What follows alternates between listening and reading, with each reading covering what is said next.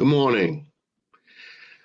Last week, I spoke with you about why I am still a Unitarian Universalist after 20 years. And I heard that there were some good conversations during coffee hour, and that excites me because I know that you were talking about why you are still a Unitarian Universalist. And I hope you'll continue that conversation today. Now, before I get started, I just want to say that I want to start where I left off. And eventually, I'm going to talk about theology and practice, the theology and practice of being a Unitarian Universalist. But first, I said something that I want to clarify because, I do sometimes contradict myself. We all do. I like to quote Walt Whitman. He said, I contain multitudes. And so contradiction and contrast is where we grow our souls. And I find that it is in that contradiction and contrast that we learn and grow as human beings. So you'll find it interesting that what I said essentially was that when I became a Unitarian Universalist, I did not become a UU specifically to do social justice work. It wasn't part of my tradition. I learned about social justice when I became a UU, and I know it's important. But I said that I became a UU because I needed the support of a religious community, and I said that too often UUs come to church to tell others what they need to be doing inside and outside the congregation. What they need to be doing socially, so to speak, social justice wise. Basically, I was saying that more introspection as opposed to extrospection was needed.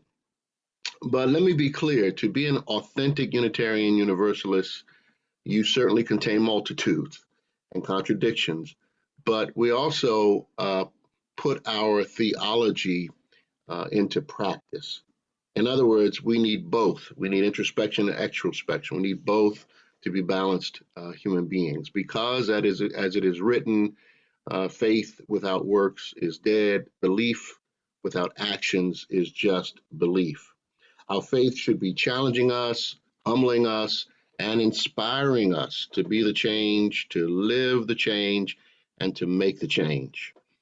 And of course, there's a change shortage. That's a joke. We live the change, be the change, and make the change. And we do this, of course, with our Unitarian Universalist lens, seeing ourselves in every living soul, which keeps us humble. Theology is about faith. Practice is about works. We need them both. And that's what I'm talking about today, as I said. But before I go into that, I want to summarize what I said last Sunday as a way to help you remember why I am still a Unitarian Universalist after 20 years. I said that I'm still a UU because I believe in our principles and sources. I said that I'm a UU because it allows me to answer yes to life and to living. That I'm a UU because it saved my life by giving me purpose. That it made me a more resilient human being. That I am a more humane being. That it has grown my soul, spiritually speaking, and that it is an original. And there is no place like this faith, no religion like us in the world. I remain a UU today because I have a lot of time invested. I'm still a Unitarian Universalist because it gives me space for abstractions, contradictions, and evolvement. For my message today, I add, and I alluded to it a few seconds ago, I am a UU because of its theology and practice. Its faith and works have been a vital part of my personal growth and spiritual transformation. So let's talk about theology and practice. What is theology?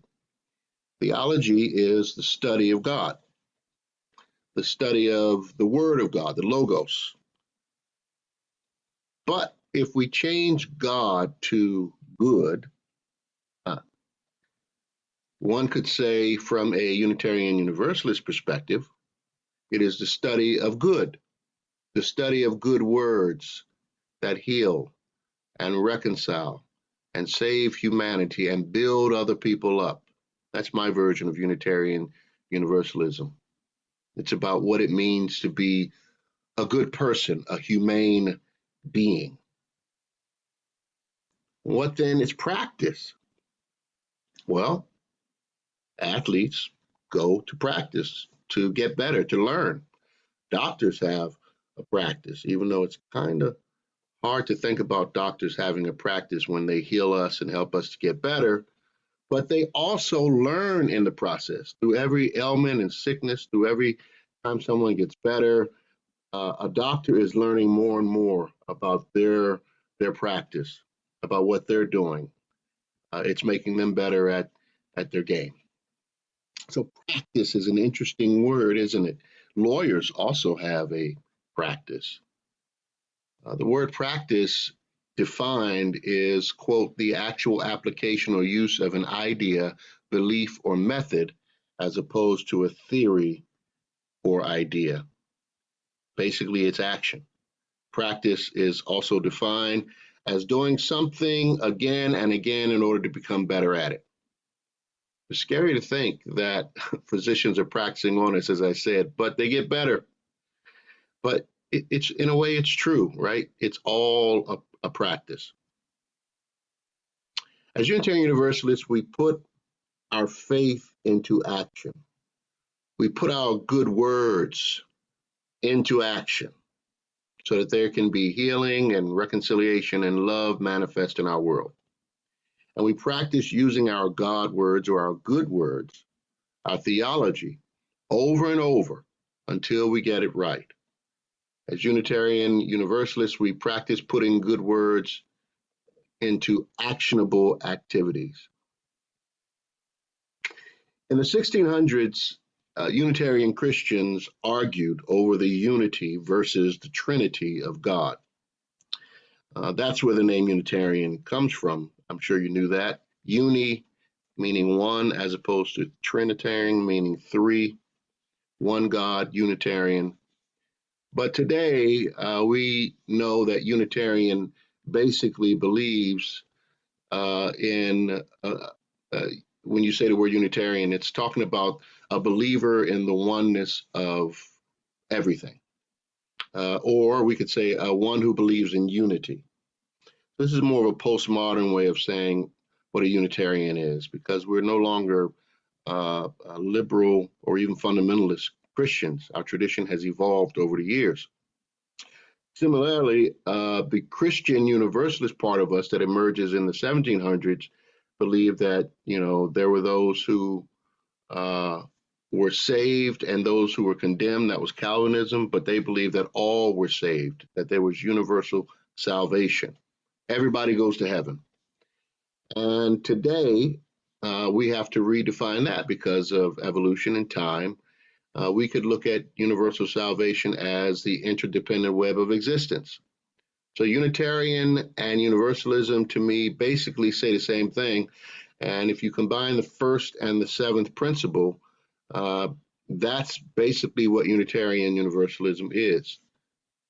And so someone asks you, what is a Unitarian Universalist? You say, well, I believe a UU is one who believes in what is good. I believe a UU believes in basically two things: the worth and dignity of all people and the interdependent web of existence of which we are a part. And then there's, of course, our eighth principle. Can't forget that, because we believe in the first and the seventh principle, which calls us to put our faith into action. And then our eighth principle says we put our faith into action to dismantle racism and other oppressions, because we believe all have worth and dignity and all are connected. And so if one is oppressed, all are oppressed. That is how we connect our principles together, our first, seventh, and eighth principle. This is our theology and practice. Our Minister Emeritus, Reverend Dr. Fred Muir, in his Berry Street lecture in 2012, he named this among other things.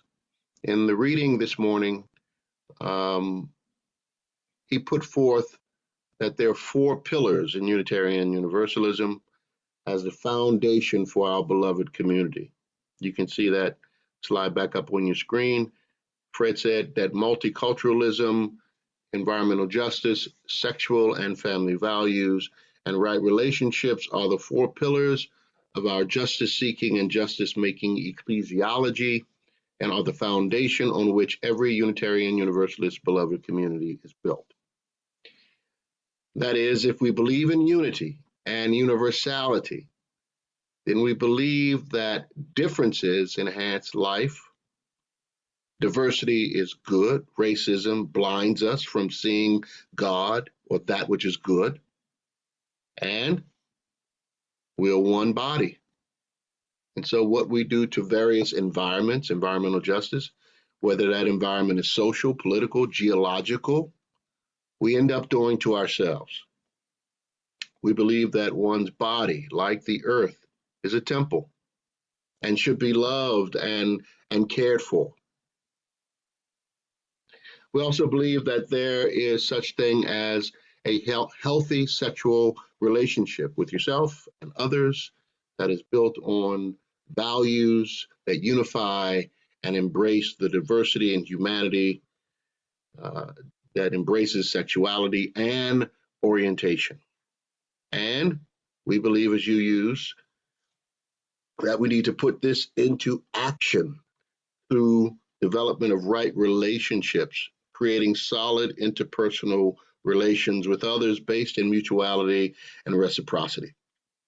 Relationships that are based in equality and equity because we're all God's people, or we are all a part of the human family. This is where I like to say that emotional literacy is needed to maximize and maintain healthy relationships. Emotional literacy allows us to see ourselves in the other because all is one. Reverend Fred used the word ecclesiology. That's another seminary word, and it's a theological word. It's a God word. It's a good word. Ecclesiology, from a Unitarian Universalist perspective, is about the nature and structure of the church or congregation.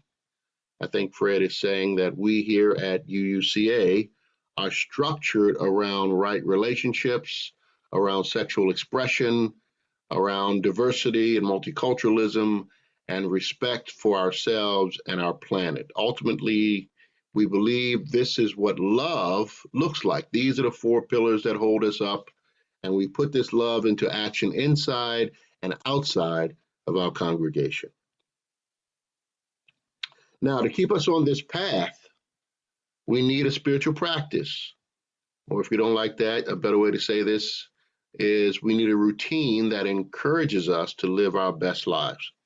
So we come to this place, UUCA, to develop our belief, understanding, and practice to be humane beings. We come to this congregation to grow our souls. We come to grow our belief in what we value, and we come to understand better who we are and what we're called to do. And we come to church because we can practice with each other in a safe space, in a challenging space, in a community that holds our values and truths as sacred. Reverend Fred alluded to this in his reading. He said, each of these pillars requires a footing in which to be placed. This footing can be composed of policy, curriculum, preaching, bylaws, workshops, all the myriad of ways that make vision a reality. With a promise of mutual trust and support, we can covenant to stay at the table in order to contribute and become the story we yearn to write. In essence, this means that part of the practice or work happens in how we govern ourselves. It happens within our polity, within our policies, within our bylaws, and we worked really hard on this over the years. The practice is encouraged by the ministers through our talks and through preaching on Sunday mornings. We talk about these four pillars that have been named. The belief, the understanding, and practice happen when we have our religious education classes. We lift up these four areas and we grow from the various workshops that we have and the trainings that we hold to enhance and clarify what we value. This is how Unitarian Universalists put their faith into action. But there is one more thing. As I said, there's a lot of extrospection here, and we need some introspection, and that's just as important. So, another part of being a part of this faith community, being a Unitarian Universalist, is pausing and reflecting, contemplating and reflecting. We learn, we put what we learn into action, and then we pause to reflect on the lessons learned and to see where we can do better. This is the ongoing practice of being a Unitarian Universalist: action, reflection, learning, doing, being, all a constant and ongoing process of evolution. This is how we grow our souls as UUs. And I don't know anywhere else like this place, like this faith. I say that over and over because I'm still, after all these years, mesmerized by the comfort and safety that I feel in the Unitarian Church, a place that I can challenge my belief system. And after 20 years, it's still a faith that I have come to love with all my heart, soul, mind, and strength.